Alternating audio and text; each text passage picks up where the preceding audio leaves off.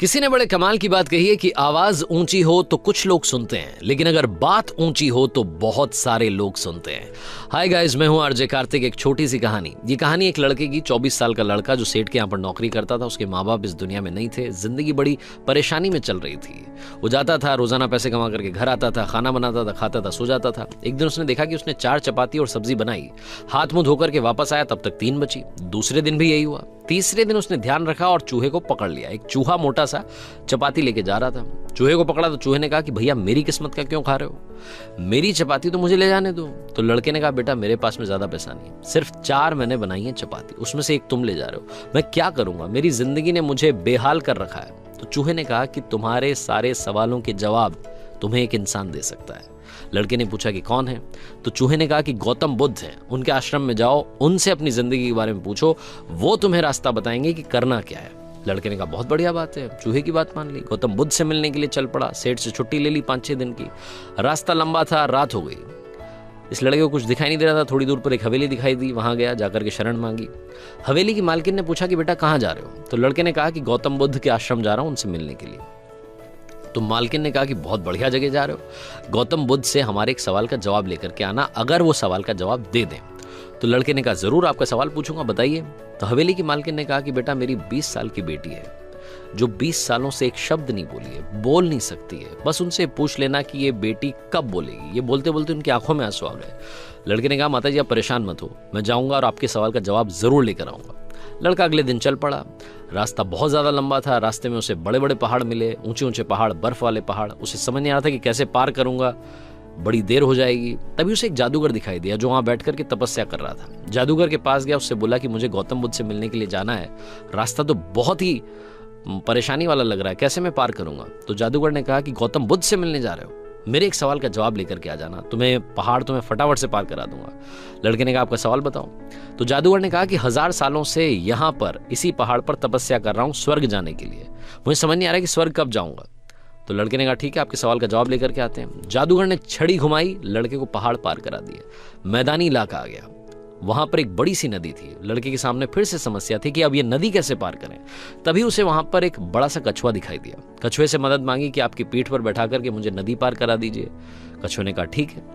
जब नदी पार कर रहे थे तो कछुए ने पूछा कि कहाँ जा रहे हो? तो लड़के ने कहा गौतम बुद्ध से मिलने जा रहा हूँ। कछुए ने कहा वाह यार, बड़ी अच्छी जगह जा रहे हो, एक काम करना मेरे सवाल का जवाब ले आना। तो लड़के ने कहा कि आपका भी सवाल बताइए। तो कछुए ने अपना सवाल बताया कि मैं बड़े टाइम से 500 सालों से इसी नदी में हूं और ड्रैगन बनने की कोशिश कर रहा हूं, ड्रैगन कब बनूंगा ये बस पूछ करके आ जाना। लड़के ने कहा ठीक है। लड़का पहुंचा आश्रम में, गौतम बुद्ध के पास। प्रवचन चल रहा था, प्रवचन खत्म हुआ। गौतम बुद्ध ने कहा कि हर कोई मुझसे सवाल पूछ सकता है, लेकिन सिर्फ 3 सवालों के जवाब दिए जाएंगे।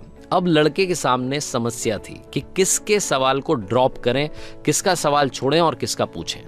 लड़के ने सोचना शुरू किया। सबसे पहले हवेली की मालकिन नजर में आई, ध्यान में आई, तो उसे लगा कि वो तो अपनी बेटी का इलाज कराना चाह रही है, उनकी बेटी बोल नहीं रही है, उनकी आंखों में आंसू थे, उनका सवाल पूछना जरूरी है। दूसरी जो तस्वीर उसके दिमाग में आई, नजर में आई, वो आई जादूगर की। जादूगर 1000 साल से वहां तपस्या कर रहा है बर्फ के पहाड़ में।